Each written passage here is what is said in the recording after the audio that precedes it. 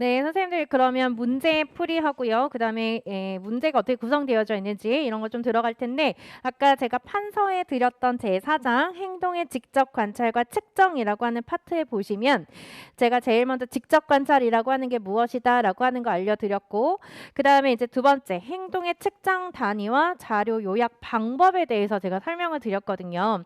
근데 제가 아까 단위에다가 동그라미를 치고 그다음에 비율과 백분율에 대해서 이야기를 했는데 단위가 아니라 선생님들 자료 요약 방법으로 정리해 주시면 됩니다. 자료 요약 방법에 동그라미 해주시고요. 요약하는 방법에는 비율과 백분율이 있다. 이렇게 두 가지로 선생님들이 정리해 주시면 좋을 것 같습니다. 자료 요약 방법의 비율과 백분율 이렇게 두 가지입니다. 자, 그러면 제 1장 한번 보도록 할게요. 자, 선생님들 전자칠판 쪽으로 좀 와보도록 하겠습니다. 일단 선생님들 제1장 문제에 관련된 부분들을 보시면은요. 자, 1번 문제를 하나 열어서 볼까요? 자, 행동 지원의 기초부터 이제 들어갈 건데, 자, 1번 문제 위에 보면 이렇게 돋보기 표시가 있고, 이 문제가 출제가 된 연도하고 영역하고요, 문제 번호가 들어가 있어요. A형 4번 이렇게 들어가 있거든요. 자, 그리고 그 위에 보면은 쭉 해시태그들이 엄청 많이 달려 있을 거예요. 답에 해당하는 거 이외에 선생님들이 이 문제를 통해서 제가 분석을 해 놓은 겁니다. 인출하셔야 되는 제재들이에요. 그래서 뭐 정의라든지 기능 평가의 정의, 그러니까 여기서 말하는 정의는 이제 긍정적 행동 중재와 지원이라고 하는 것에 대한 정의를 인출하셔야 되고 기능 평가에 대한 정의도 인출해보고 삶의 질 향상이라고 하는 게 무엇인지 그리고 문제 행동의 기능에 따른 행동 지원 계획 수립과 시행이라고 하는 것의 단계에서는 어떤 계획들이 어떤 계획들이 있는지 네 가지의 계획이 무엇인지 이걸 선생님들이 인출해 보시라고 이제 제가 해시태그로 드린 겁니다. 그래서 이 해시태그는 나중에 선생님들이 인출 용도예요. 자, 그리고 선생님들 문제 파트 지나서 우리 답안지 파트로 한번 가볼게요. 답안지는 365페이지부터 보시면 되겠습니다.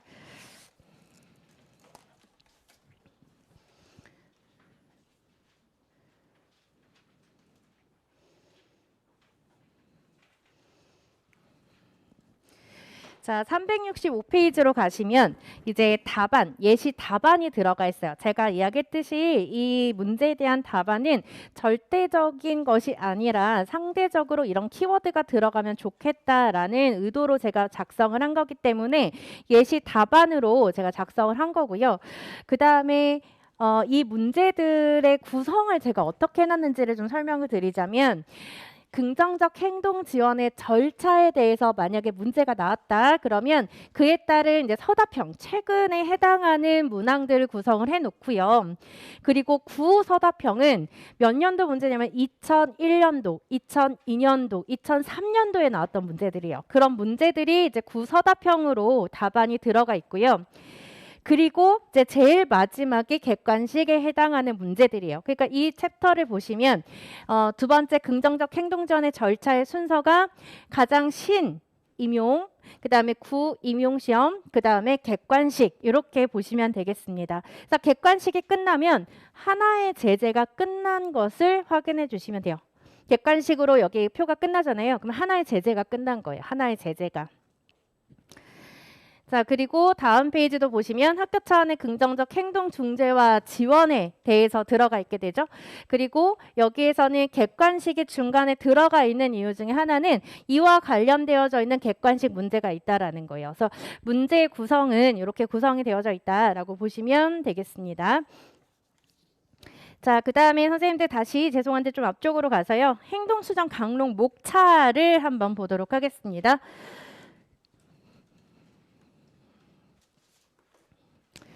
자, 강론 목차를 보니까 제일 첫 번째 나와 있는 교수님 이성봉 교수님 응용행동 분석 학지사에서 나온 책입니다.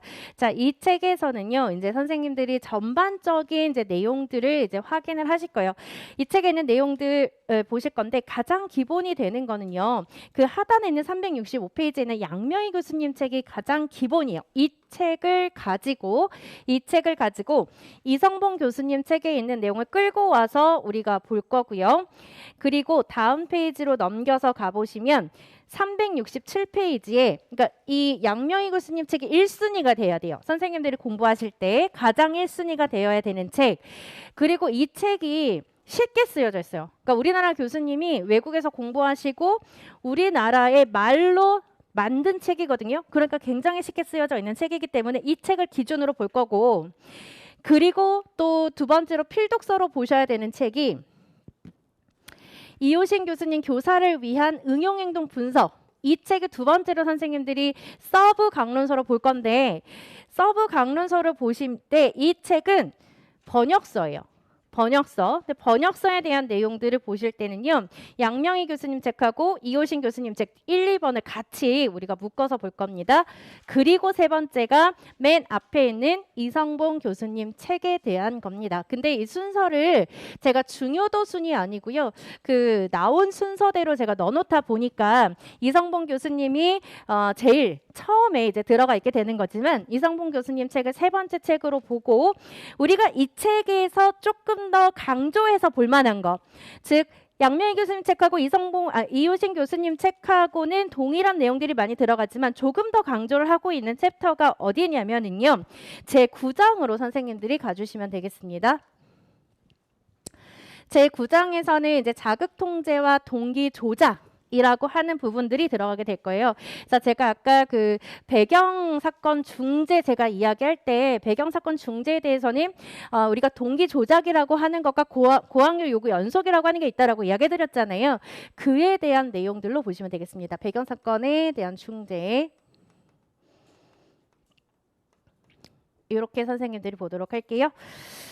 자, 그 다음에 이렇게 빈칸으로 되어져 있는 챕터들 있죠. 이런 챕터들은 당연히 시험 문제에 나올 확률이 굉장히 낮은 챕터라서 제가 아예 목차도 적어놓지 않은 겁니다. 그래서 제가 이제 만든 마인드맵은 양명희 교수님 책하고 이호신 교수님 책, 이 두 책에 대한 내용들이고요. 이 그 두 가지 책들은요, 제 2장부터 제 12장까지 다 중요한 파트들로 구성이 되어져 있기 때문에 다 보실 겁니다, 선생님들이. 자, 그 다음에 우리 하나만 더 볼게요. 다음 페이지로 넘어가시면 368페이지에 이소연 교수님 책이 있을 겁니다. 자, 이소연 교수님 책은 장애 학생을 위한 개별화 행동 지원이에요. 자, 선생님들 이 챕터를 보시면 긍정적 행동 지원의 역사부터 시작해서 쭉 들어가 있는데 명칭들을 보니까 조금 선생님들 낯이 익지 않습니까? 어디에서 보신 거죠? PBIS 절차에서 보신 거예요. 그래서 이 책은 PBIS의 절차에 따라서 구성이 되어져 있는 책이어서 PBIS 볼 때 제가 이제 이소연 교수님 책을 우선적으로 먼저 볼 겁니다. 그래서 이 책이 네 번째로 선생님들이 보셔야 되는 책. 자, 그 다음에요. 우리가 연구 대상에 대해서 이야기할 때, 단일 대상 연구에 대해서 이야기할 때에는 369페이지에 있는 양명희 교수님 책으로 또 한번 보도록 하겠습니다. 자, 이 개별 대상 연구는 말 그대로 기능 분석에만 관련되어져 있는 책이에요. 근데 정말로 전문적인 기능 분석으로만 이야기를 해주고 있어서요, 안에 있는 내용들이 굉장히 어려워요. 그리고 우리가 일반적으로 알고 있는 용어들로 설명이 되어져 있지가 않아서 용어 자체가 좀 어렵게 들어가 있는데, 이 양명희 교수님 개별 대상 연구 책에 우리가 덧붙여서 같이 이 제 2부 있죠? 연구 설계라고 하는 이 부분을 우리가 같이 볼 때는 이호신 교수님 책과 함께 더불어서 같이 보도록 하겠습니다. 이 부분은요. 자, 그 다음에 제3부 자료평가 연구 보고에 관련돼서는 이제 자료 분석에 관련된 파트, 사회적 타당도에 관련된 파트, 이 두 파트를 양명희 교수님 책으로 확인하도록 할게요. 자, 그럼 선생님들 문제 이제 들어가 보도록 하죠. 1번 문제부터 보겠습니다.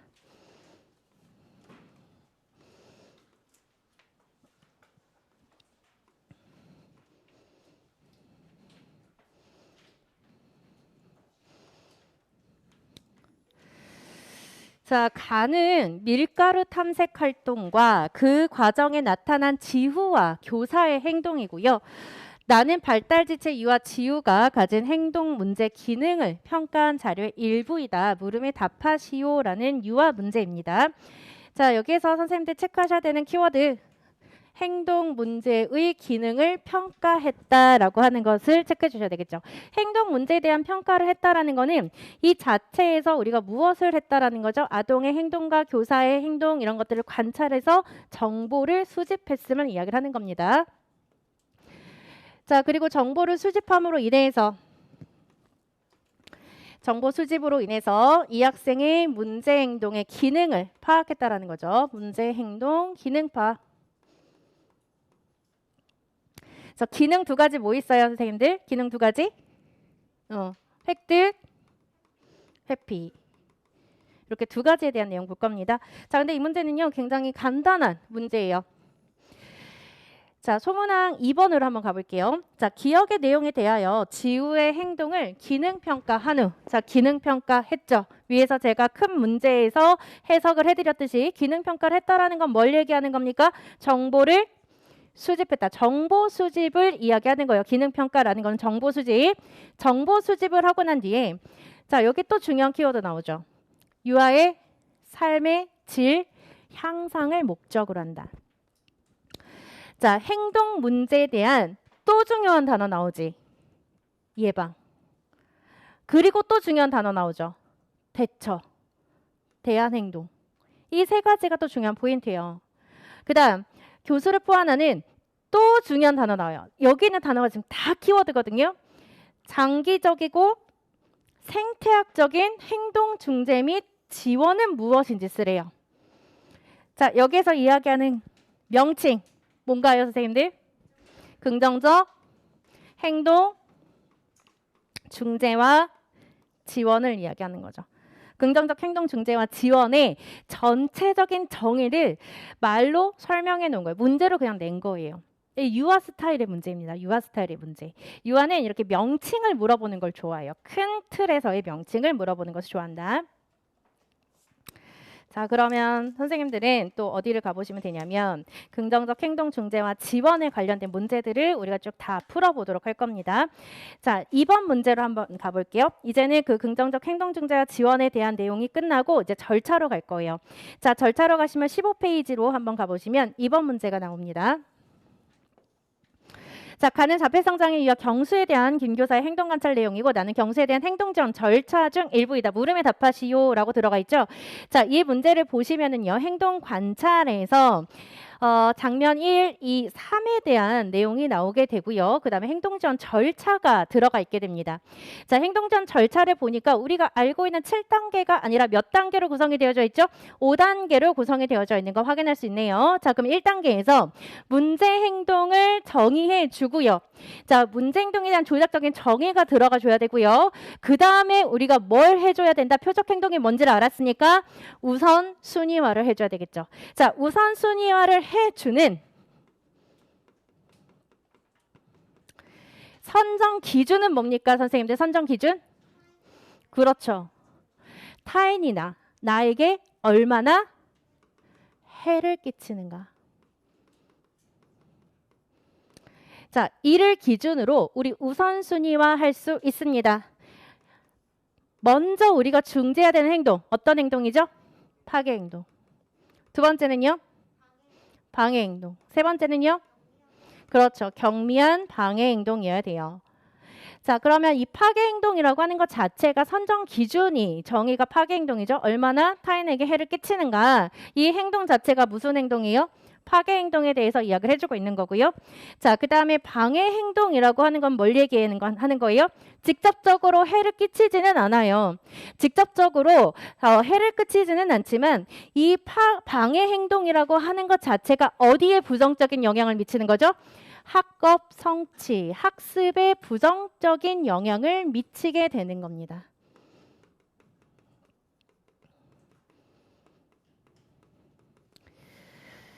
자, 학습에 부정적인 영향을 미치게 되고요. 그리고 다른 사람과의 긍정적인 상호작용에도 어떨까요? 영향을 미치게 되겠죠. 자, 여기서는 긍정적인 상호작용에도 영향을 미치는 행동을 우리가 방해 행동이라고 이야기할 겁니다. 그러면 이 방해 행동이라고 하는 것이 남아 있게 되고, 자, 방해 행동이라고 하는 것을 우리가 중재를 해주지 않게 된다면 어떻게 될까요?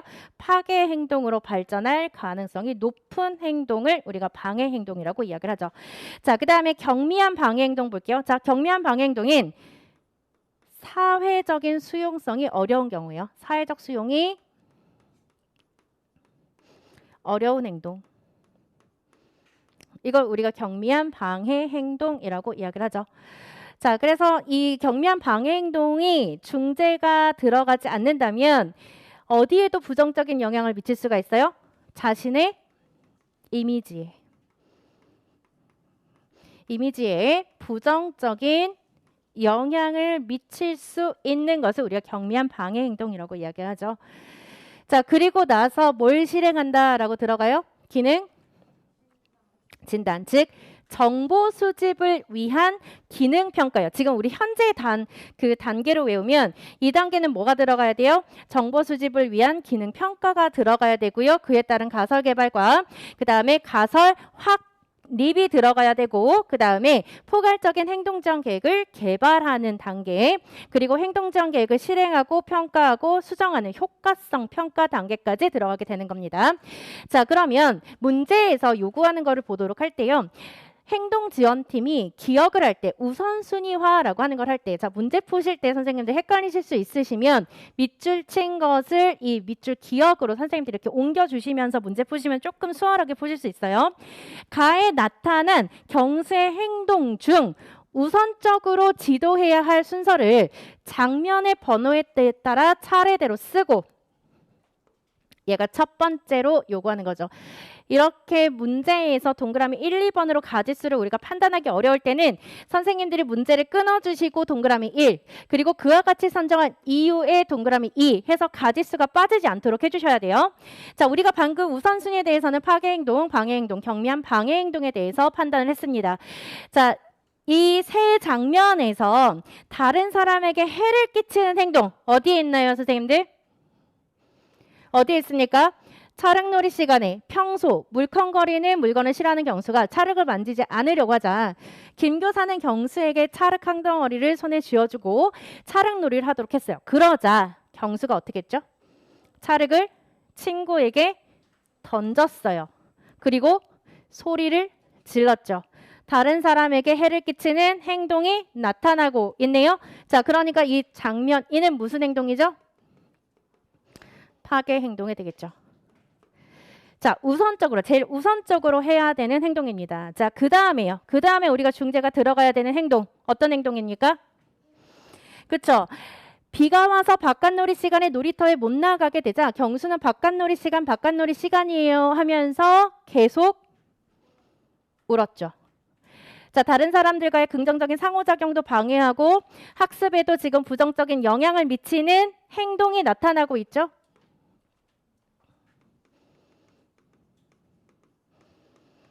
자, 그 다음에 장면 3, 이야기 나눌 시간에 경수는 부드러운 천으로 만들어진 자신의 옷만 계속 만지고 있었습니다. 자, 이런 행동들은 자신의 이미지를 부정적으로 만드는 이런 영향을 미치는 행동들이에요. 그래서 경미한 방해 행동으로 보시면 되겠죠. 자, 그러면 장면 2, 장면 1, 장면 3 이렇게 선생님들이 작성해 주시면 되겠네요. 장면 2, 1, 3 이렇게 선생님들 작성해 주시고, 자, 그와 같이 선정한 이유는, 자, 이유라고 하는 걸 물은 거는요, 우선순위화에 해당하는 선정 기준을 쓰시오라는 문제예요. 선정 기준을 써라. 자, 선정 기준 어떻게 쓰면 되죠? 문제 행동이 자신이나 다른 사람에게 해를 끼치게 되거나 위협이 되는 행동이어야 된다라는 겁니다. 자, 여기서 키워드 자신이나 타인 이런 키워드 나와줘야 되고요. 자, 그 다음에 또 하나 해를 끼친다. 그 다음에 위협을 가하는 행동이다. 이런 키워드가 나와줘야 됩니다. 자, 그 다음에 소문항 2번 한번 보도록 할게요. 자, 자, 행동지원팀이 경수를 위한 포괄적인 행동지원 계획을 수립할 때 고려해야 하는 경수의 행동 특성 두 가지를 써라라고 이야기를 했거든요. 자, 우리가 포괄적인 행동지원 계획을 할 때에는 경수의 행동에서 첫 번째, 자, 어떤 상황이 되었을 때 이 학생이 문제 행동으로 발전될 가능성이 있는지 그 행동을 우리가 찾아주시면 되겠죠. 그래서 장면 1에서는 비가 와서 바깥놀이 시간에 놀이터에 못 나가게 되는 상황들. 자, 그 다음에 장면 3에서는 이야기 나누기 시간에 부드러운 천으로 만들어진 자신의 옷만 계속 만지고 있었다라고 하는 행동 특성들. 이 두 가지를 고려해서 우리가 포괄적인 행동지원 계획을 수립해 주시면 되겠죠. 자, 이런 문제들 같은 경우는요, 마지막에 찾아 쓰시오라고 들어가 있기 때문에 사례 문장을 그대로 선생님들이 써주시면 됩니다. 위에서 뭐 선생님들이 고려해서 답을 쓰자 이런 것들이 아니라 그냥 그대로 선생님들이 옮겨 써주시기만 하면 되는 문제였습니다. 자, 그 다음에 선생님들이 어디로 가실 거냐면요. 객관식 문제로 한번 넘어가 볼게요. 자, 17페이지 문제로 한번 가보겠습니다. 12년도 중등 문제. 22번 문제예요. 자, 우리가 객관식에 나왔었단 말이에요. 객관식에 나왔었던 게 서다평에서 지금 나와버렸죠. 지금 이 12년도 중등에 있었던 문제가 단계 그대로 나왔단 말이에요. 단계 그대로 나오고 이제 서다평에서는 이제 학생 특성에 대한 거를 조금 더 사례적으로 현장에서 나타난 사례적인 내용들이 포함이 돼서 문제가 출제가 됐거든요. 객관식에서는 어떻게 물어봤었는지 객관식은 지식만 물어봤습니다.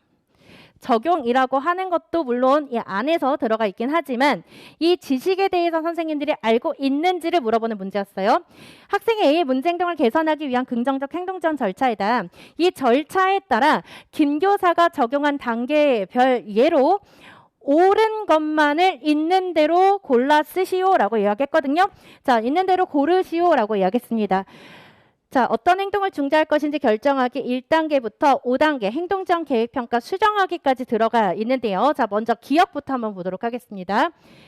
자, 목표 행동을 학생 A는 자신의 옆에 있는 친구를 자주 공격한다로 진술한다. OX.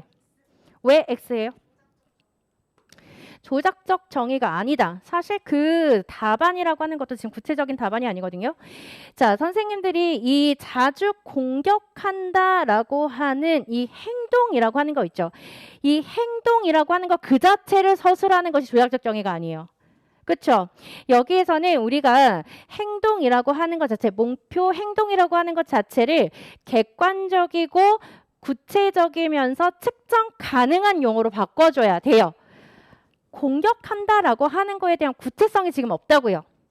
자, 그래서 자주 공격한다라고 하는 것에 구체적이고 그 다음에 측정 가능한 용어가 아니다라는 겁니다. 이거를 우리가 다른 말로 바꾸면 어떻게도 쓸 수 있어요? 다른 말로 바꾸면 행동 그 자체를 서술에서는 안 된다라는 말로도 우리가 바꿔 써주실 수 있겠죠. 행동 특성, 행동 그 자체를 우리가 설명해서는 안 된다라는 거예요. 목표에서는 그 행동 자체가 구체적이고 측정 가능한 용어여야 된다라는 말로 바꿔주시면 됩니다. 그래서 1번은 틀린 것으로 선생님들이 찾아주셨고요. 자, 니은 단계 2는 학생 A의 목표 행동 기능을 파악하기 위해서 자, 이에서는 관련 정보를 수집하는 기능평가 단계죠. 목표 행동의 기능을 파악하기 위한 목적 체크해 주시고요. ABC 분석을 실행하고 행동에 영향을 미칠 수 있는 학습 및 행동 발달 수준을 파악하기 위해 다양한 정보를 수집한다라고 했습니다. 자, 우리 기능평가 방법 두 가지 뭐뭐 있습니까, 선생님들? 두 가지 뭐 있었죠? 그렇죠. 간접평가 있었고요. 그렇죠. 직접평가 있었죠. 자, 간접평가에는 선생님들 어떤 그 방법들이 있습니까? 간접평가 방법에는 그쵸, 면담, 체크리스트, 평적 정도, 그 다음에 기록에 대한 검토 이런 것들이 들어가게 됐었죠. 자, 그 다음에 직접에는 선생님들 뭐 있었습니까? 산점도부터 시작해서 일화기록법, 그 다음에 ABC에 대한 변형들 이런 것들이 여기에 들어간다라고 했었죠. 자, 그럼 니은은 어때요, 선생님들? 맞는 문장이 되겠네요. 자, 디귿. 단계 3, 이전 단계에 수집한 개괄적인 정보를 요약하고 그 다음에 행동의 기능적 관계를 파악하기 위하여 학생 A에게 하기 싫어하는 과제를 주면 공격 행동이 증가할 것이다로 가설을 설정한대요. 자, 3단계 지금 가설 설정하는 단계거든요. 자, 가설을 설정하는 단계에서의 가설을 일단 우리가 먼저 볼게요. 어떻게 설정이 되어져 있는지. 학생 A에게, 자, 여기에 가설에 포함되어야 되는 4가지 구성 요소 뭐 있었죠, 선생님들? 이름, 행동, 가설이잖아요.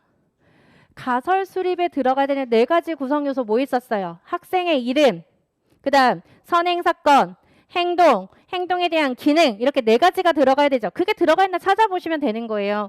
학생 이름 들어가 있어요? 학생 A 이름 들어가 있죠. 자, 하기 싫어하는 과제를 주면 이게 뭐가 되는 거예요? 선행 사건이 되는 거잖아요. 그쵸? 자극의하고 하는 걸 직접적으로 줬잖아, 지금. 그 다음, 공격 행동이 증가할 것이다. 자, 여기에 지금 뭐가 빠졌습니까? 공격 행동이라고 하는 것 자체, 행동이라고 하는 것 자체는 서술이 되어져 있지만 사실 이 행동이라고 하는 것도 지금 구체적으로 설명이 되어져 있는 건 아니에요. 어쨌든 근데 행동은 서술이 되어져 있단 말이죠. 근데 뭐가 빠졌어요? 기능이 빠져 있죠. 문제 행동에 대한 기능. 과제를 회피하기 위해서 이런 공격 행동이 나타나는 건지 아니면 어떠한 물건을 획득하기 위해서 나타나는 건지 뭐가 없다고? 행동에 기능이 들어가 있지 않아요. 가설에 대해서. 그쵸? 자, 그 다음에요. 그 첫 번째 줄 보시면 이전 단계에서 수집한 개괄적 정보를 요약하고 행동의 기능적 관계를 파악하기 위해서다라고 하는 거는 우리가 어디에서 해야 되는 거냐면 2단계에서 해야 되는 거예요. 첫 번째 줄에 대한 이 문장 있죠? 2단계에서 하셔야 되는 활동들입니다. 근데 지금 3단계에 쓰여져 있죠. 그래서 틀린 부분이 2곳이에요. 첫 번째 어디가 틀렸다고요? 행동의 기능적 관계를 파악하기 위해서 이렇게 정보 수집한다라는 건 어디라고? 2단계에서 해야 되는 거고 그 다음에 가설을 수립했다라고 봤는데 가설의 구성 요소가 지금 빠져 있죠. 그리고 또 모두 빠져 있어. 행동의 구체적이고 그 다음에 측정 가능한 용어가 아니다라는 거. 이것도 또 이유가 될 수 있겠네요. 자, 리을 한번 볼게요. 4단계입니다. 자, 4단계는 위에서 보니까 긍정적 행동 지원 계획을 수립하고 실행하는 단계거든요. 그래서 여기서는 우리가 선행 사건에 대한 중재, 배경 사건에 대한 중재, 그다음에 대체 행동에 대한 기술, 그다음에 후속 결과에 대한 중재, 그다음에 장기적인 지원 이렇게 4가지에 대한 계획을 해야 된단 말이에요. 학생 A에게 배경, 선행 사건 조정, 대체 행동 교수, 후속 결과 활용 및 행동 감소 전략 등과 같은 중재 전략을 구성하여 적용한다. 자, 여기에서는요. 등이라고 했기 때문에 그 뒤에 하나의 요소가 있음을 요약해서 표현한 거거든요. 여기 하나 더 뭐가 들어가야 되느냐? 중요한 거, 장기적 지원이에요. 이런 효과적인 긍정적 행동 중재와 지원은 우리가 어떻게 제공해야 된다? 장기적으로 들어가야 돼요. 지속적이고 장기적으로 들어가야 된다라는 겁니다. 이거를 그냥 단기간에 우리가 중재를 했다라고 하는 것으로 끝나면 안 된다라는 거예요. 자, 그래서 이 리을도 어떤 문장이에요? 맞는 문장이 되겠죠. 자, 단계 5단계는 계획평가 수정하기입니다. 중재 계획에 따라 학생 A를 지도한 후에 중재 전략의 성과를 점검하여 수정이 필요한지를 평가하는 것. 어떻죠? 이것도 맞는 문장이 되겠죠. 자, 그래서 정답은 몇 번으로 찾아주시면 돼요? 4번으로 찾아주시면 되겠죠. 자, 그 다음에요. 자, 이번에는 선생님들이 어떤 문제를 풀어볼 거냐면 다음 페이지에 있는 객관식 문제를 한번 보도록 할게요. 자, 18페이지에 있는 문제, 12년도 문제 한번 보겠습니다. 자, 다음은 김 교사가 공립유치원 통합학급에 다니는 발달지체 유아들의 문제행동 원인을 알아내기 위해서 기능평가를 실시하여 얻은 결과표이고 보기는 이 결과표를 바탕으로 실시할 수 있는 긍정적 행동 지원에 대한 설명이다. 보기에 대한 설명이 옳은 것을 모두 골라라 라고 들어가 있죠. 자, 기억. 진국이에게 사용할 수 있는 대체 기술의 목표. 자, 선생님들 대체 기술은 뭐예요? 대체 기술. 사회적으로 수용될 수 있는 바람직한 기술을 우리가 대체 기술이라고 하죠. 즉 문제 행동과 동일한 기능을 하면서 사회적으로 수용될 수 있는 바람직한 행동에 대해서 지도해 주는 걸 뭐라고 한다고요? 대체 기술의 교수라고 이야기한다고요. 자, 키워드 문제 행동의 기능과 동일하면서 바람직한 기술에 대해서 지도해 주는 것을 우리가 대체 기술 교수의 목표라고 이야기를 하죠. 자, 이런 목표는 대체 기술의 교수는 문제 행동을 대체하면서도 사회적으로 적절하게 기술을 사회적으로 수용될 수 있는 적절한 기술을 가르치는 것. 저희가 인출한 거하고 동일하게 서술이 되어져 있나요? 네, 그럼 기억 맞아요, 틀려요? 맞는 문장이죠. 뒤에 먼저 보지 마세요. 이렇게 기출 문제를 분석하실 때에는 이 문제가 맞다 틀리다 이거를 우리가 판단하는 게 중요한 게 아니에요. 이 기출 문제에서 이 제재에 대한 단어가 나왔을 때 내가 인출이 되는지 확인하는 게 중요한 거거든요. 그래서 뒤에가 있다 하더라도 앞에서 선생님들이 한번 인출하고 뒤에 문장이 맞게 나왔는지를 확인하셔야 돼요. 아셨어요? 자, 그 다음 니은 볼게요. 자, 기능평가를 통해 나타난 경수의 문제행동 기능은 소리 지르기다. 자, 여기에 문제행동에 대한 기능이 나왔습니다. 자, 기능은 우리 딱 두 가지밖에 없다라고 했죠. 획득과 회피예요. 그러면 경수 한번 볼까요? 교사가 다른 일을 수행하느라 경수에게 관심을 보이지 않았어요. 관심을 보이지 않았더니 그 다음 문제행동이 지금 뭐가 나왔어요? 이 학생이 소리 지르는 문제행동이 나왔죠. 그 뒤에 후속 결과로 교사가 뭐 해주고 있나요? 관심을 보였어요. 자, 이 세 가지에 대한 A, B, C 관계성을 우리가 봤을 때 경수는 지금 소리 지르는 이 문제 행동이라고 하는 것이 왜 발생했나요? 그렇죠. 교사의 관심 획득을 위해서 나타나게 된 거죠. 지금 여기에서는 소리 지르기라고 하는 것 자체는 뭐에 대해서만 지금 서술해 놓은 거예요? 행동에 대해서만 서술해 놓은 거예요. 행동을 서술한 거고 기능에 대한 서술이 아니다라는 거죠. 자, 여기서는 교사의 관심 획득. 자, 디귿. 수미에게 신체적인 접촉을 하지 않도록 반 친구들에게 주의시키는 것은 수미의 문제 행동에 대한 선행사건 중재에 해당한다. 자, 선생님들 여기서는 선행사건의 중재라는 말을 선생님들이 봐주셔야 돼요. 자, 선행사건에 대한 중재는 우리가 무엇에 초점이 있는 거죠? 예방에 초점이 있는 거예요. 원인 자체를 제거하는 거. 그래서 그 예방에 초점이 있는 거거든요. 그러니까 이 학생이 지금 수미를 한번 보면 신체적 접촉을 싫어하는 수미에게 친구가 손을 잡거나 안으려고 했을 때 수미가 지금 문제 행동을 했죠. 친구를 밀어뜨렸지. 그리고 후속 결과가 뭐였었죠? 친구들이 수미에게 가까이 가지 않았단 말이에요. 그거에 대해서 우리가 지도를 하게 되었을 때 친구들에게 주의를 시켜주자라고 하는 것은 문제 행동이 발생할 그 원인 자체를 지금 어떻게 해준 거죠? 제거해 준 거죠. 차단해 준 거죠. 제거해 준 거죠. 자, 그러니까 여기에서는 선행사건에 대한 중재로 우리가 볼 수 있다라는 거예요.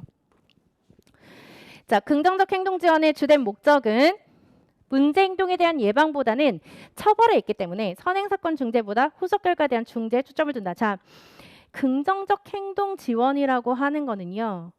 선생님들 이 문제를 보시고 몇 번 문제로 가셔야 되냐면 1번 문제 잠깐 앞으로 가보실래요?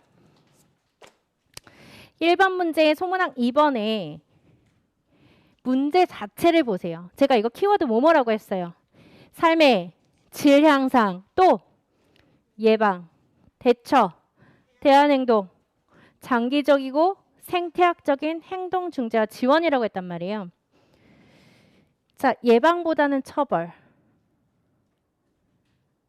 예방이 우선이죠. 처벌이 아니잖아요. 예방이 우선인 거잖아. 그 다음 선행사건 중재보다는 후속 결과에 대한 중재.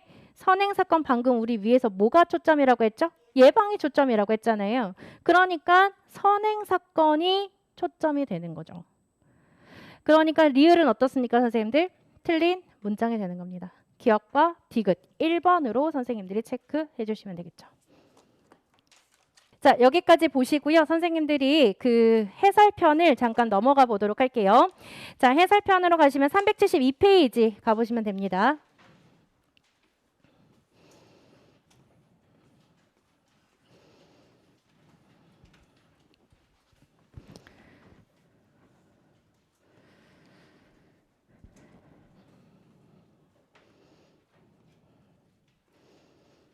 자, 선생님들 긍정적 행동 지원, 행동 중재와 지원이라고 하는 부분에서 제가 이제 누가 나오면 제일 중요하다라고 했어요. 스가이 나오면 이 문장들은 다 중요한 문장들이다. 이 사람이 말한 건 다 중요하다라고 이야기했거든요. 자, 여기에서 네 번째 줄 한번 볼게요. 자, 위에서 하나, 둘, 셋, 네 번째 줄에 보시면 따라서 긍정적 행동 지원은 학생의 문제 행동이 덜 효과적이게 만들고 바람직한 행동이 더 잘 기능하도록 하여 학생의 실제 생활을 향상시킬 수 있는 시켜주는 환경을 만들어주고 유지하는 데 초점을 둔다라고 하는 줄 있죠. 여기 다 밑줄 쳐주시면 됩니다. 자, 그래서 문제 행동을 지금 어떻게 하는 종합적인 중재래요? 예방을 강조하는 종합적인 중재다라고 들어가 있죠. 자, 뒤에 선생님들 보이시나요? 조금 더 확대를 해야 될까요? 이 정도 확대하면 보이실까요? 보이세요? 자, 그리고 계속 보겠습니다. 스가이와 동료들은 이러한 예방을 위해 학생들에게, 아동에게 기대되는 적절한 행동을 직접 가르치고 문제를 가져올 만한 무엇을 변화시킨다? 환경을 변화시키고 기대되는 행동을 하도록 동기와 보상을 제공할 것을 제안하며 이러한 예방적 접근은 학생뿐만 아니라 어디에서도 지금 들어가야 된다? 학교 안에 모든 학생들을 대상으로 실시해야 된다라고 들어가 있죠.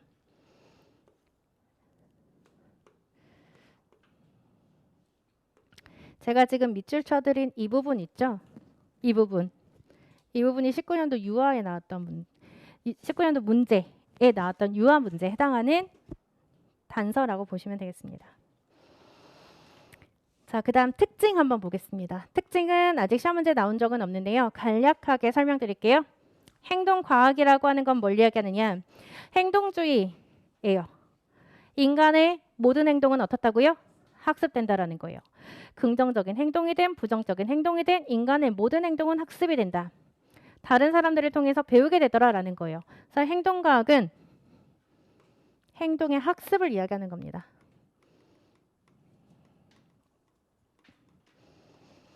자, 실용적 중재 볼까요? 실용적 중재. 자, 실용적 중재라고 하는 거는요.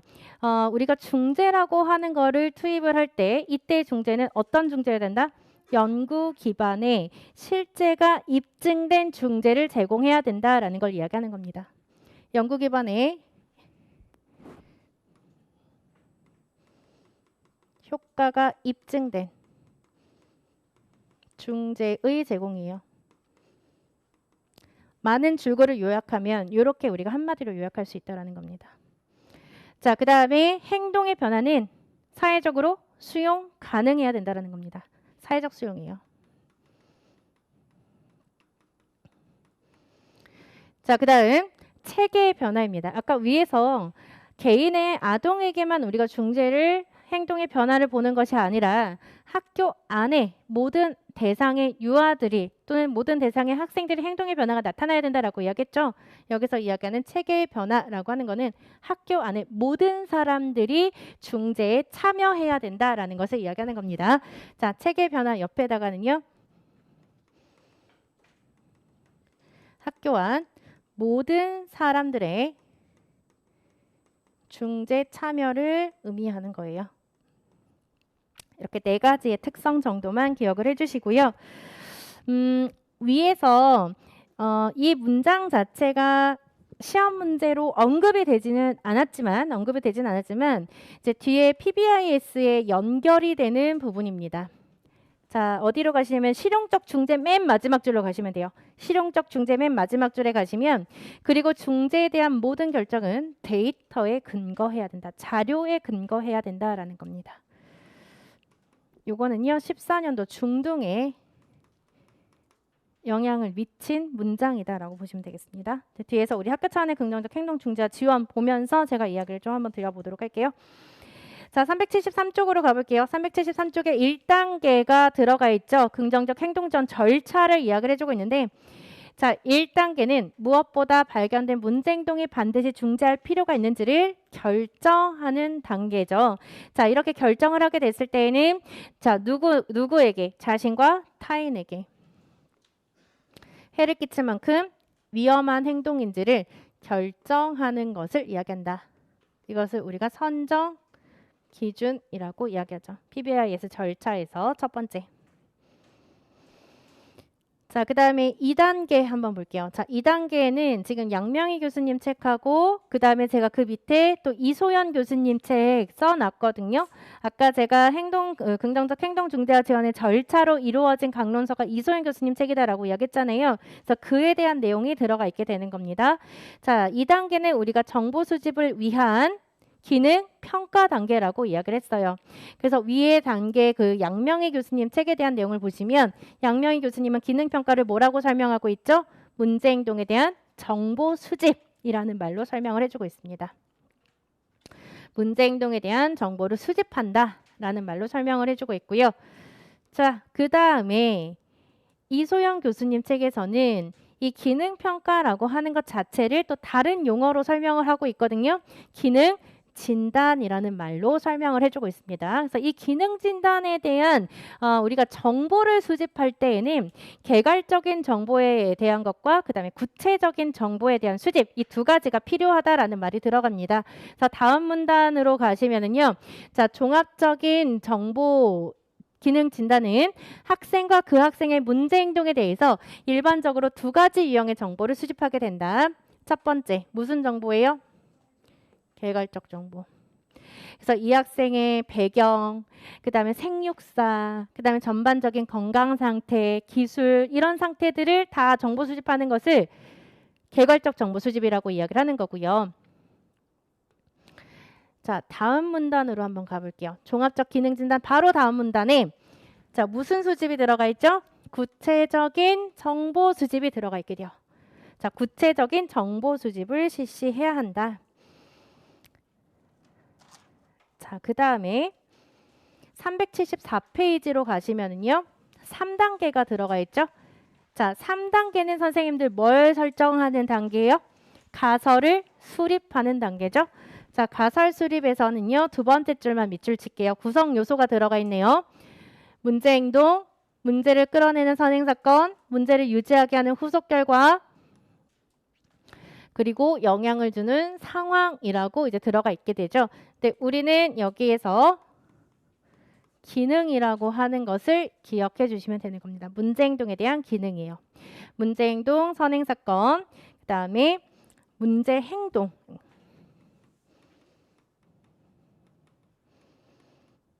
그 다음에 영향을 주는 상황이라고 하는 기능. 이렇게 정리하도록 할게요. 자, 그 다음에 다음 단계로 가시면 이제 4단계가 양명희 교수님 책에 대한 거죠. 그래서 가설의 검증을 위해서 우리가 직접 관찰을 하게 된다. 그래서 직접 관찰에 관련돼서는 우리가 행동을 묘사로 할 것이냐, 아니면 특성을 중심으로 할 거냐, 결과를 중심으로 할 거냐, 시간 중심으로 할 거냐, 이런 단계들이 이제 여기에 들어가게 되고요. 자, 그리고 이제는 계획을 실행하고 작성하고 실행하는 단계로 넘어가게 됩니다. 5단계는 계획 수립이고요.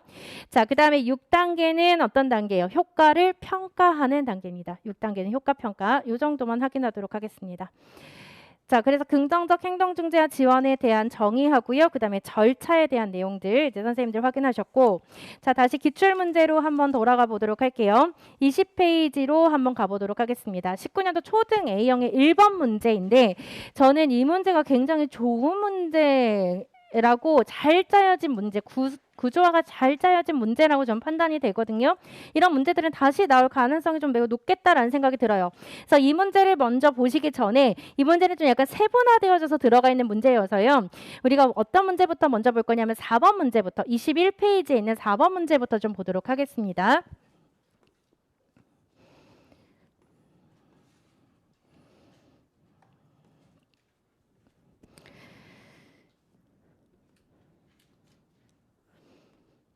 자, 초등에서 17년도 초등에서 나왔던 문제인데 자, 가는 특수교사가 일반 교사에게 정서행동 문제를 가진 학생에 대해서 자문을 구한 내용이에요. 자, 첫 번째, 니은에 들어갈 말을 쓰래요. 이런 문제는 그냥 명칭 쓰기예요. 명칭 쓰기.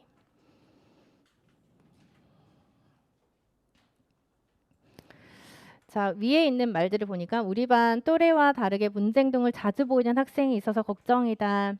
정서행동 장애를 진단하기 위해서는 빈도, 강도, 심각성, 만선성을 기준으로 우리가 평가를 해봐야 된다. 그 다음에 정서행동 장애를 진단받지는 않았지만 지금 문제행동을 보이는 학생이나 앞으로 보일 가능성이 있는 학생도 도움을 받았으면 좋겠다. 그래서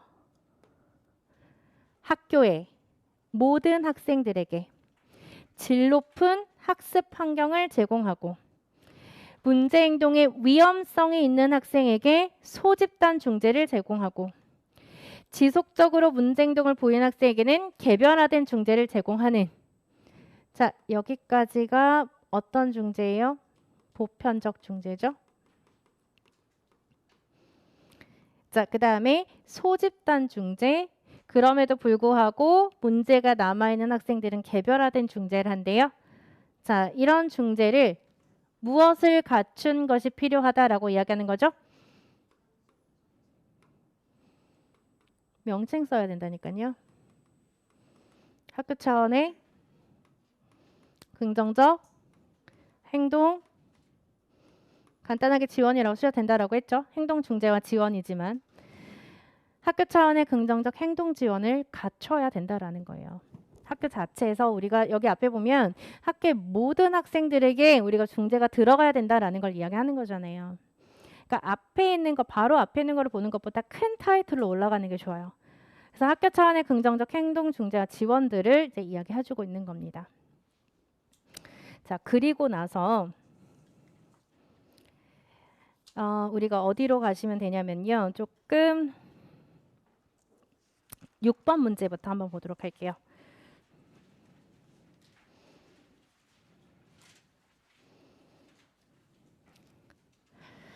자, 가는 유치원의 1차 교직원 협의회 내용입니다. 물음에 답하시오. 자, 소문항을 보니까요. 기억을 실시할 때 1단계 중재 대상이라는 말이 나오고요. 2단계의 중재 방법이란 말이 나와요. 자, 기억은 상단에 있죠. 그렇지 않아도 유아들이 차례를 지키지 않는 행동을 자주 보이는 것 같아서 3단계로 구성된 유치원 차원의 긍정적 행동 지원을 해보려고 합니다. 자, 행동 지원이라고 하는 것을 학교 차원으로 환경의 변화로 이야기하면 학교 차원의 PBIS가 되는 거고요. 유치원에서 실시를 하게 되면 뭐가 되는 거예요? 유치원에서 실시하면 유치원 차원의 긍정적 행동 중재와 지원이 되는 거예요. 어쨌든 그 환경의 변화가 이야기를 하는 거거든요. 근데 이 유치원 차원의 긍정적 행동 중재와 지원, 학교 차원의 긍정적 행동 중재와 지원은요. 쉬워요. 선생님들 학교에 가시면 교훈이 뭐였어요? 선생님들 학교에 교훈이 바르게 살자, 착하게 살자, 즐겁게 살자잖아요. 근데 이런 것들은 굉장히 추상적인 거란 말이에요. 바르게 살고 착하게 살고 즐겁게 사는 게 구체적으로 뭐냐라는 거예요. 근데 이 구체적인 거를 학생들에게 중재를 해주기 위해서는 환경 구성을 미리 우리가 세팅을 싹 해놓으면 학생들에게 그 바르게 살아야 돼. 그 다음에 규칙 잘 지켜야 돼. 이런 것들 있잖아요. 하위 구체적인 기술들을 따로 가르칠 필요가 없다라는 거예요. 왜냐하면 선생님들 신발 신을 때 발판에 그 규칙들이 적혀 있어요. 신발 털기. 그 다음에 복도에서는 조용히 걷기. 이런 규칙들이 발판에 써여 있다고. 그러면 신발 신다가 보낸 거예요. 아, 우리 학교에서는 신발은 털고 들어가야 되고 그 다음에 복도에서는 조용히 걸어야 되는구나. 이거 보는 거예요. 그 다음에 딱 들어갔는데요. 있잖아요. 교실에도 그 문구가 있는 거예요. 착하게 살아야 된다가 아니라 교실에서는 신발 털어야 되고 그 다음에 복도에서는 조용히 걸어야 돼. 급식실 갔는데 급식실 앞에도 또 붙여져 있는 거예요. 신발 털어야 되고 그 다음에 복도에선 조용히 걸어야 되고. 자, 지금 환경들이 지금 다 어떻게 되어져 있냐면요. 이 학교에 학교에서 효과적인 중재라고 하는 것 자체를 가지고 다 도배해 놓는 거예요. 쉽게 이야기해서. 다 도배해 놓는 거예요. 그러니까 학생들이 따로 교사들이 가르쳐 주지 않는다 하더라도 그 규칙을 스스로 습득할 수 있도록 해주는 거예요. 스스로 습득할 수 있도록. 자, 그러면은 이 3단계로 구성된 유치원 차원의 긍정적 행동 중재와 지원이라고 하는 걸 하게 되었을 때 이 김 교사가 하는 말을 보면은요. 유치원 차원의 긍정적 행동 지원은 모든 유아들에게 규칙을 잘 지킬 수 있도록 보편적 중재를 제공하는 것이 우선이다라고 이야기를 하죠. 자, 여기서 대상은 누구예요? 모든 유아예요. 중재도 보편적 중재고. 그 다음 구체적으로 어떻게 하면 좋으냐라고 했더니 우리 유치원에서 지켜야 할 약속을 정하는 거예요. 이 약속이라고 하는 게 뭐냐면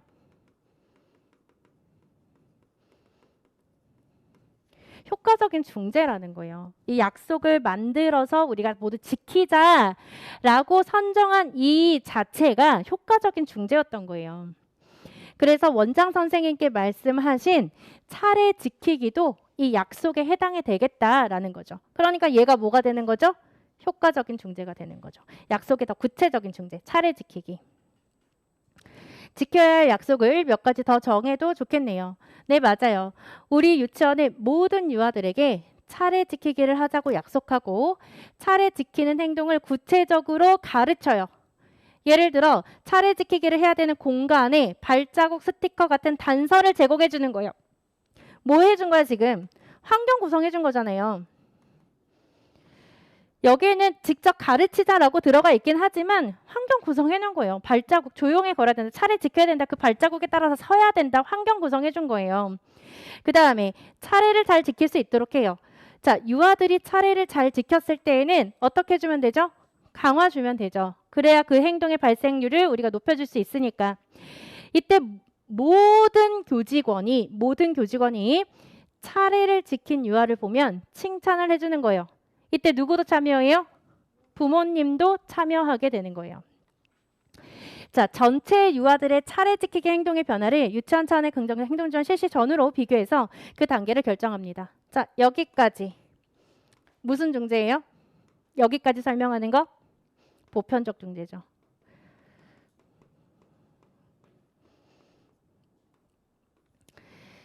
자, 여전히 차례 지키기가 안 되는 유아들은 소집단으로 릴레이 게임을 연습시켜요. 예를 들면 말 전하기, 줄 서서 공 전달하기, 이어달리기 등의 활동으로 차례 지키기를 연습할 수 있어요. 이게 뭐예요? 효과적인 중재를 선정해서 1단계에서 보편적 중재를 제공했음에도 불구하고 차례 지키기가 안 되는 애들만 모아서 소집단으로 지금 3가지에 대한 중재가 들어가는 거예요. 근데 이 3가지에 대한 중재가 지금 1단계에서 가르친 중재 내용하고 아예 다른가요? 맥락이? 아니죠. 중요한 건 뭐냐면 보편적 중재에서 제공했던 중재가 어때야 된다라는 거죠? 소집단 중재와도 연계가 되어야 된다라는 거예요. 자, 근데 만약에 여기에서도 소집단 중재를 했음에도 불구하고 아이들의 문제행동이 여전히 남아있어. 그래서 개별화된 중재로 넘어갔거든요. 개별화된 중재. 이때 중재도 맥락은 어때야 돼요? 보편적 중재의 맥락과 연계가 되어야 된다라는 거예요. 이게 중요한 내용입니다. 자, 그러면 1단계의 중재 대상. 1단계 중재 대상은 누구죠? 모든 유아가 되겠죠. 자, 2단계의 중재 방법을 문제에서 뭐라고 얘기해요? 찾아 쓰래요. 찾아 쓰시오. 그대로 찾아 쓰시면 돼요. 자, 소집단 중재한 거 어디 있습니까, 선생님들? 첫 번째 줄에 있잖아요. 중략 바로 밑에. 여전히 차례 지키기가 안 되는 유아들은 소집단으로 릴레이 게임을 연습시켜요. 이 부분이 찾아 쓰시오라고 하는 부분에 대한 정답이 되겠죠. 자, 그 다음에 7번 문제 보겠습니다. 자, 가는 정서행동장애로 진단받은 영우에 대해 통합학급 김교사와 특사급 최교사가 나눈 대화의 일부입니다. 자, 가의 디귿이 학급 차원의 긍정적 행동 지원 3단계 예방 모델 중 어디에 해당하는지 쓰고 그렇게 판단한 이유를 해당 모델의 개념적 특성과 관련해서 쓰래요. 이유를 쓰는 문제인데, 이유를 써야 되는 문제인데 뭘 끌고 와야 돼요? 정의를 끌고 와야 돼요. 정의. 자, 디귿 보겠습니다. 제가 지난번에 말씀드린 대로 학급 규칙을 정해서 적용해 보면 어떻겠냐라는 겁니다. 자, 그렇게 했는데도 지시를 거부하는 영우 행동은 여전히 자주 발생을 하고 있다라고 이야기를 하죠. 그러니까 이때 효과적인 중재라고 하는 것 자체는 누구를 대상으로 해본 거예요? 모든 학급을 대상으로 지금 중재가 투입이 됐었던 거예요. 학급 규칙이라고 하는 건 그럼 몇 차 예방이 될까요? 1차 예방이 되겠죠. 자, 그렇게 판단한 이유 선생님들 뭐라고 쓰시면 될까요? 학급 규칙을 누구에게 적용된 거죠? 그렇죠. 모든 학생. 모든 학급의 학생을 대상으로 적용해서 무슨 중재를 실시하면 되니까? 보편적 중재. 보편적 중재에 대한 실시가 들어가야 되기 때문이다. 이렇게 쓰시면 되겠죠. 자, 그럼 8번 문제도 같이 한번 볼까요? 보편적 중재에 대한 얘기거든요. 이 문제도. 보편적 중재를 적용해서 얻고자 하는 목적은 뭐죠? 모든 학생들에게 이렇게 효과적인 중재를 미리 이렇게 투입해주는 이유는 뭐야? 그렇죠. 새로운 발생률을 감소시키는 거예요. 문제 행동에 새로운 발생률을 감소시키는 것이 목적이죠. 보편적 중재를 이미 우리가 하고 있다는 것 자체가. 자, 그 다음에 자, 어디로 가실 거냐면요. 5번 문제로 먼저 가셔볼게요. 앞쪽으로 다시 좀 가보겠습니다.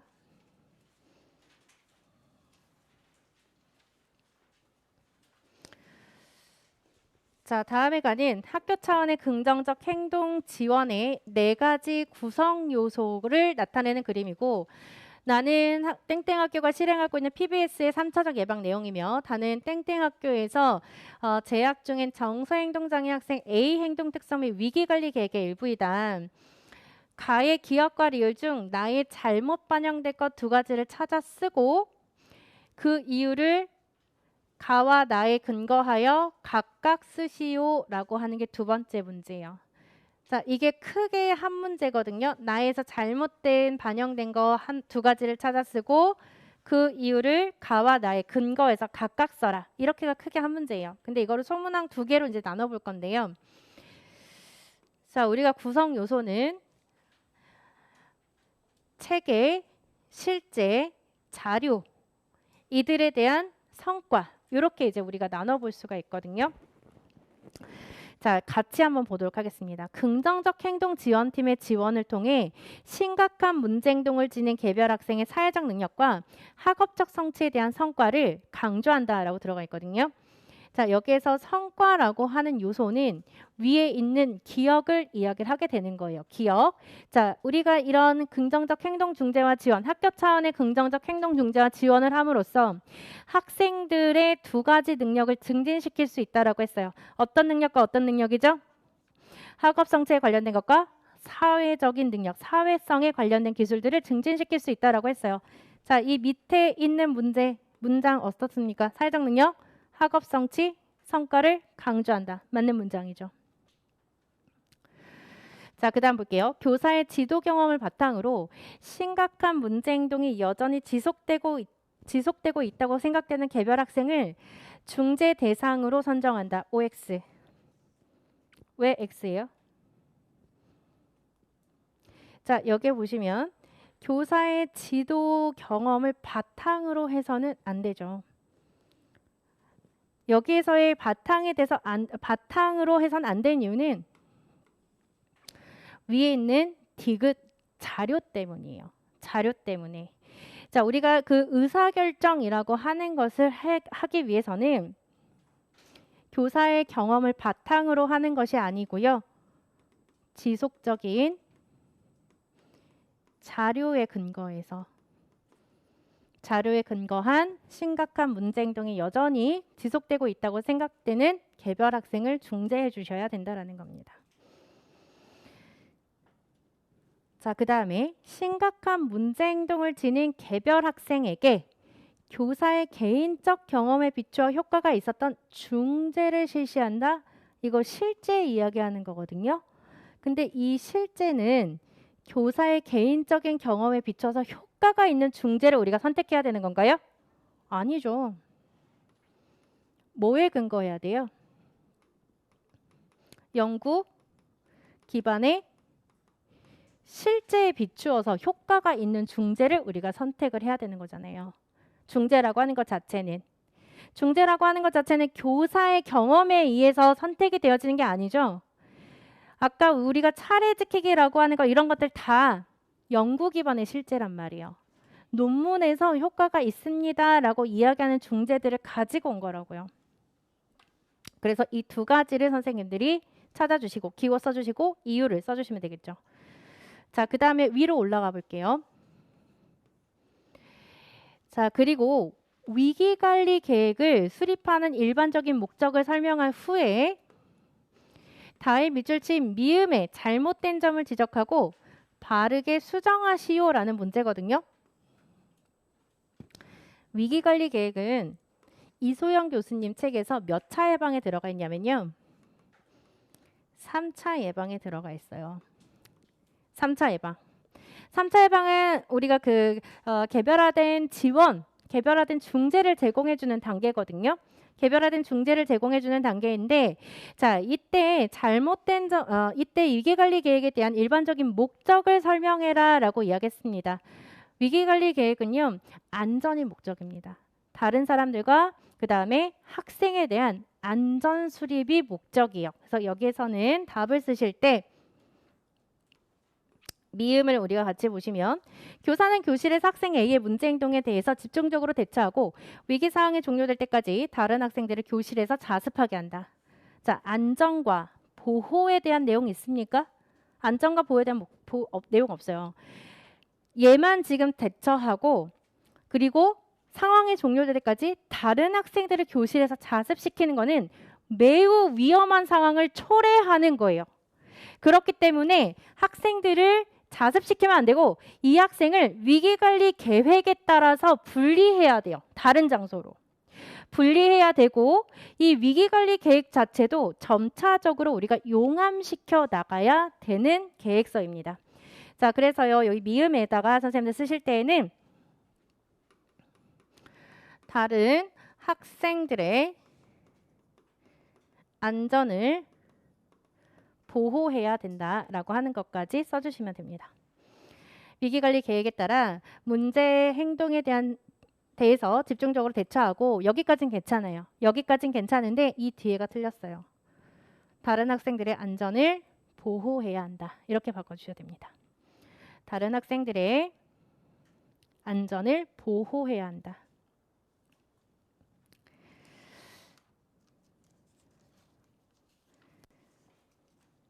자, 그리고 9번으로 한번 가볼게요. 27페이지.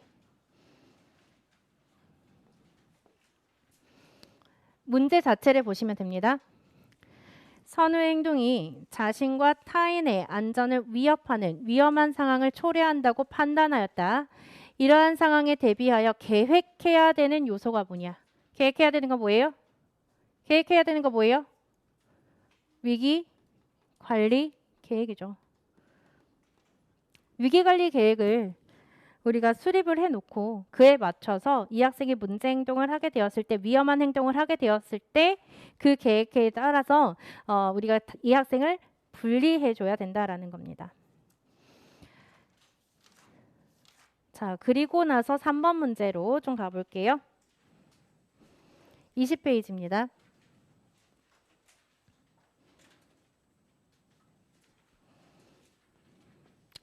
자, 땡땡초등학교 연수자료 통합교육 실행 안내서의 일부입니다. 자, 땡땡 초등학교에서 실시한 학교 차원의 긍정적 행동 지원의 기억 단계 활동으로 적절하지 않은 것을 한 가지를 골라 그 기호와 이유를 쓰래요. 자, 기억에서는 우리가 무슨 중재가 들어가 있냐면 보편적 지원, 보편적 중재라고 하는 단계가 들어가 있습니다. 자, 첫 번째 A부터 한번 볼까요? 학교 차원의 기대 행동은 기본 예절 지키기, 안전하게 행동하기, 책임감 있게 행동하기 세 가지로 정하였다. 위에 보니까 표에 들어가 있어요. 기본 예절 지키기, 안전하게 행동하기, 책임감 있게 행동하기. 그러면은요, 이 세 가지에 대한 행동이 입구부터 써 있는 거예요. 입구, 벽, 복도, 급식실, 음악실 다 들어가 있는 거예요. 이런 규칙들이. 그래서 우리나라에서는 아직 이 학교 차원의 긍정적 행동 중재와 지원이라고 하는 것 자체가 예산이 내려와서 시행은 하고는 있지만 그렇게 효과적으로 수행하고 있진 않아요. 미국에서는 이 세 가지에 대한 환경을 구성하기 위해서 학생들이요, 이 세 가지에 대한 행동들 있죠. 이런 행동들을 자기네들이 직접 포스터로 만들고 자기네들이 꾸며서 자기네들이 학교 환경을 구성해요. 자, 그러다 보니까 학생들이 그 만드는 그 순간부터 얘네는 중재가 투입이 되는 거예요. 근데 우리나라는 그게 아니라 우리나라는 누가 중재를 투입하기 시작해? 교사들이 하기 시작하는 거예요. 그게 좀 차이가 있다 그뿐이에요.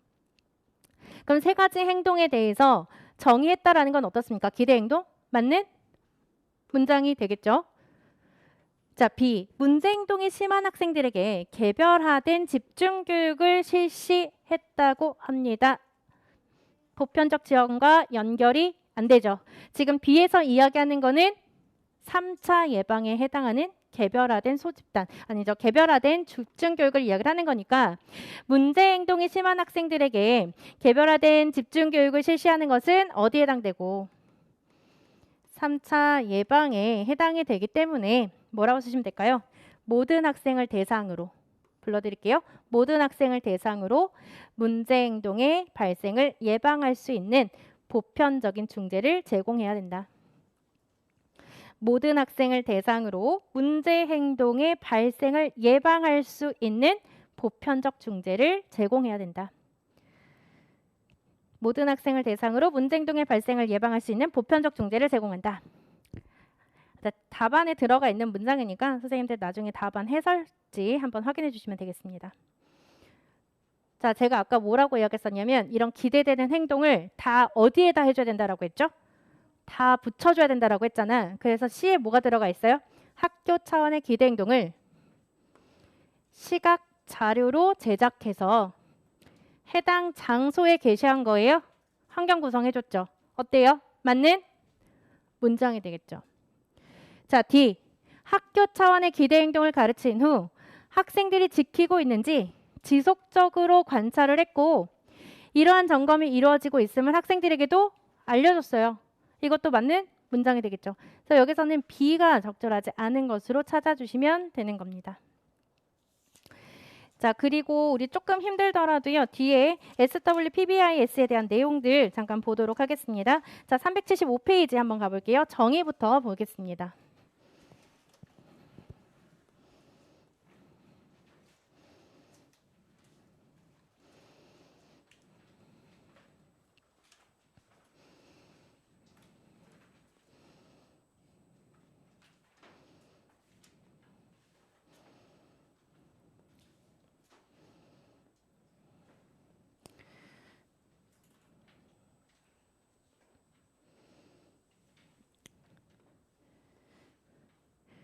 자, 정의를 보시면 네 번째 줄 보겠습니다. 자, 학교 차원의 긍정적 행동 지원은 학교의 모든 구성원, 즉 학생과 교직원의 행동에 바람직한 변화를 가져오려는 체계적이고 긍정적이며 예방적인 접근이라고 할 수 있다라고 들어가 있죠. 요거 체크만 해주도록 할게요. 아직까지는 시험 문제에 나오진 않았지만요. 이 긍정적 행동 지원과 학교 차원의 긍정적 행동 지원의 차이가 뭐냐? 차이는 단위의 확장밖에 없습니다. 어디에서 어디? 개인에서 학교 단위로의 확장. 개인에서 학교 단위로의 확장. 요게 차이점입니다. 자, 맨 처음에 이 학교 차원의 긍정적 행동 중재와 지원이라고 하는 게 나왔을 때요. 맨 처음에 그 모델은 이 모델이었어요. 근데 선생님들 이 모델 봤을 때 딱 보자마자 뭐가 느껴지죠? 시각적으로 지금 뭐가 보여요? 선이 보이지 않습니까? 전체 학생의 80%, 뭐뭐 15% 5% 이런 거 보이죠? 이게 선으로 구분을 해놨다는 것 자체가 여기에는 정말 이 퍼센트에 해당하는 학생들만 들어가야 된다라고 하는 선의 제시라고 하는 것 자체가 단점이거든요. 자, 선의 제시, 선의 구분이라고 하는 것은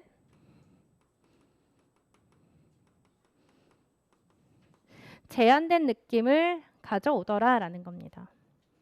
그래서 나중에는 아니 예방적 중재라며 근데 예방적 접근의 모델을 설명하고 있지 못하더라라는 거예요. 그래서 바뀌게 된 게 똑같은 모양이에요. 똑같은 모델인데 바뀌게 된 게 이 모양으로 나오게 된 거예요. 선이 중간에 없죠. 그리고 가면 갈수록 보편적 중재, 목표로 정한 중재, 집중적인 중재 지원의 강도가 지금 어떻게 되고 있나요? 지원의 강도가 개입이 커지고 있죠. 이런 연속 체계로 바뀌게 된 겁니다. 처음에는 이제 선으로 구분을 해놨던 거를 정말 이 안에는 요만큼만 들어가야 되는구나 이렇게 느낌이 들어서 보완적으로 바뀌게 된 그림입니다. 자, 그 다음에요. 377페이지 한번 보도록 할게요. 자, 1차 예방, 2차 예방, 3차 예방에 대한 내용들 들어가 있는 표 보시면 되겠습니다.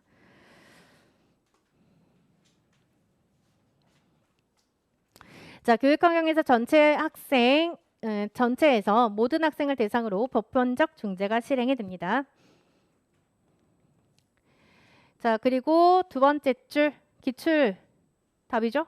문제 행동의 새로운 발생을 예방하고자 하는 것이 보편적 중재의 초점이었죠. 아까 목적이 뭐냐 이렇게 물어봤었잖아요. 그래서 우리가 뭐라고 써서 답을 문제 행동의 새로운 발생률을 감소시키는 것이 예방하는 것이 목적이다라고 이야기했었잖아요. 그 문제에 대한 답이에요. 자, 그 다음 2차 예방 볼게요.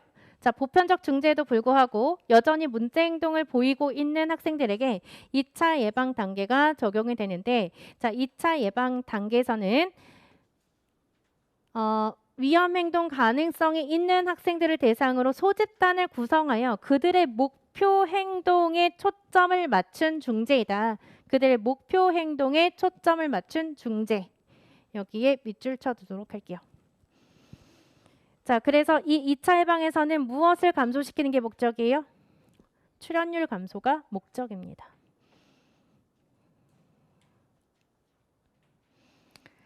자, 2차 예방에 대한 두 번째 칸 볼게요.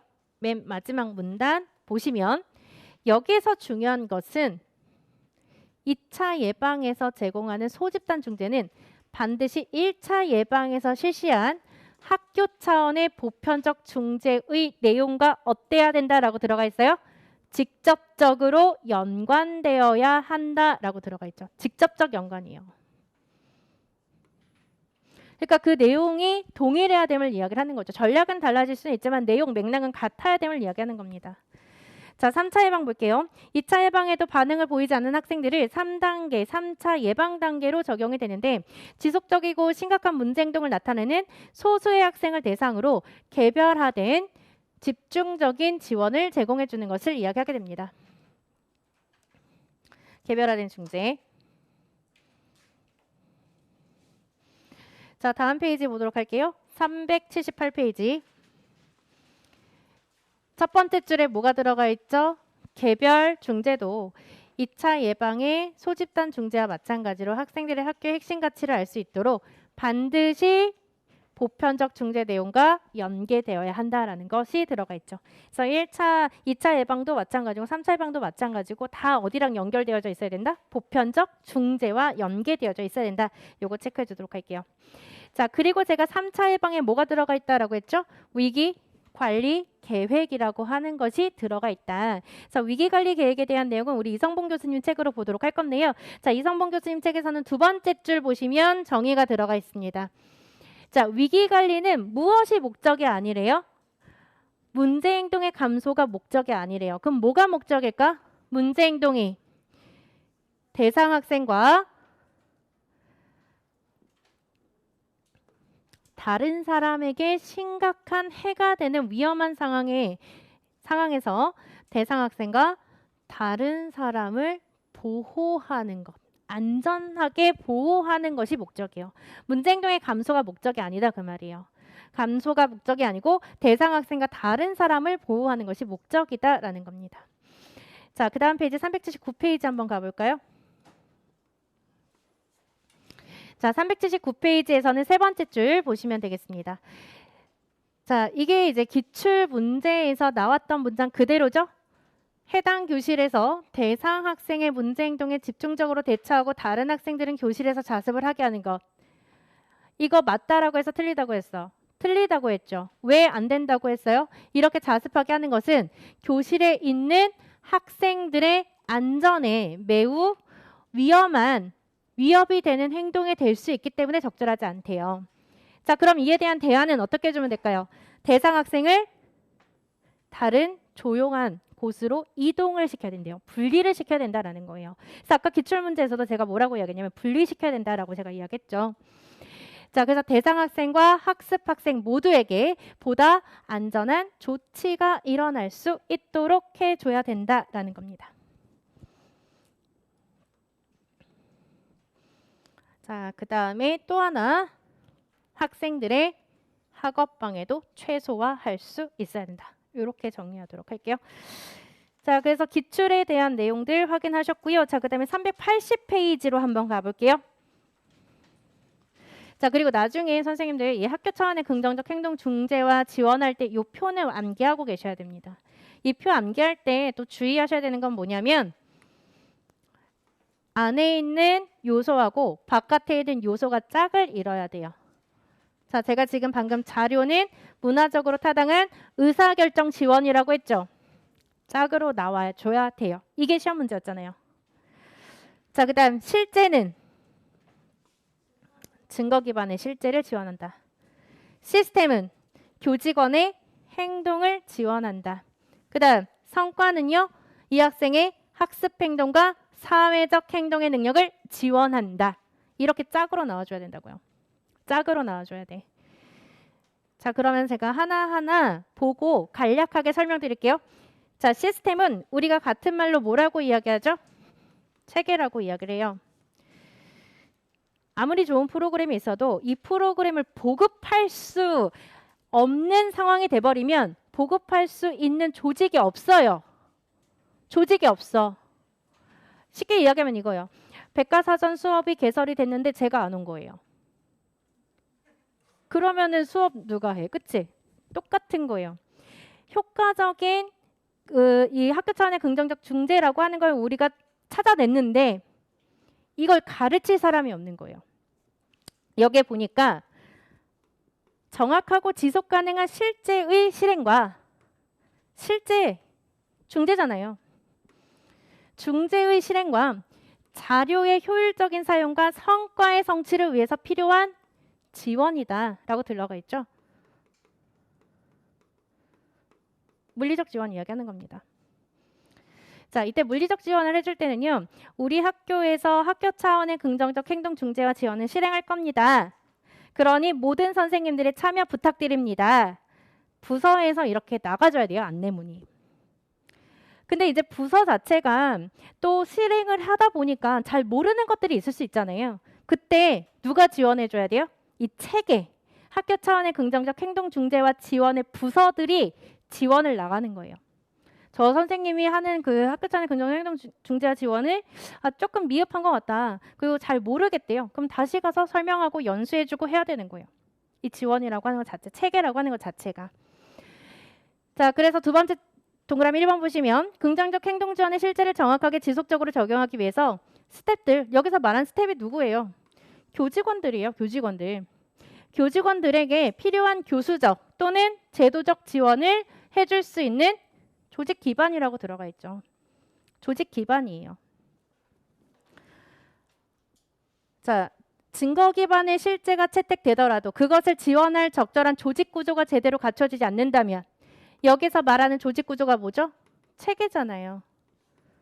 얘가 제대로 갖춰지지 않으면 그 실제가 지속적으로 실행되고 유지되기 어렵기 때문에 실제가 실행되도록 시스템을 갖추는 것은 참 중요하다라는 겁니다. 자, 그 다음 두 번째 데이터, 자료 한번 볼게요. 자료는 정보예요. 한마디로 이야기하면 정보예요. 성과와 실제와 시스템을 선택하고 점검하고 평가하기 위해 사용되는 정보입니다. 자, 우리 학교에서 중재를 제공을 하고 나서요. 결과값이 나왔어요. 얘도 뭐가 되는 거예요? 자료가 되는 거예요. 그러니까 그 결과값이 내년에 우리가 이 학교 차원의 긍정적 중재와 지원을 하게 되었을 때 기초선 자료가 되는 거예요. 또 그 다음에 했죠. 그 해의 결과가 또 그 다음에 기초선 자료가 되는 거예요. 이런 것들을 우리가 뭐라고 얘기하냐면 정보라고 이야기를 하는 겁니다. 정보. 자, 증거 기반의 실제를 적용하면서 상태를 확인하고 변화가 필요한지 진단하고 중재 효과를 결정하기 위해서 수집되는 정보를 우리가 뭐라고 한다? 자료라고 이야기한다라는 거예요. 데이터라고 이야기를 한다. 동그라미 1번에 대한 내용입니다. 데이터에 있는 동그라미 1번. 자, 그 다음에요. 실제 보겠습니다. 실제는 증거 기반의 중재와 전략입니다. 그래서 효과가 있는 중재들을 이야기를 하는 거고요. 자, 성과는 이런 중재를 통해서 학생들이 성취하고자 하는 목표들입니다. 중재를 제공하게 되었을 때에는 학업도 성취가 일어나야 되고 사회성도 성취가 일어나야 된다. 이걸 이야기하게 되는 거예요. 자, 그리고요. 데이터에서 우리 하나만 더 보도록 할게요. 자, 데이터에서는 선생님들 동그라미 3번만 한번 보도록 하겠습니다. 동그라미 3번. 수집된 자료는 증거 기반의 실제나 학교 정책과 같은 것을 결정할 때 중요한 근거가 된다. 14년도 중등에서 우리가 봤었던 문장입니다. 자, 여기까지 이제 선생님들 보실 거고요. 제가 풀어드리지 않은 문제가 있을 겁니다. 그런 문제들은 선생님들 답안지 보시면서 좀 확인해 주시면 되겠고요. 문제 다 풀어보셔야 돼요. 다 풀어보시고 해결해 주시면 되겠고요. 자, 잠깐 쉬었다가 저희는 제 2장에 대한 내용들 좀 들어가도록 하겠습니다.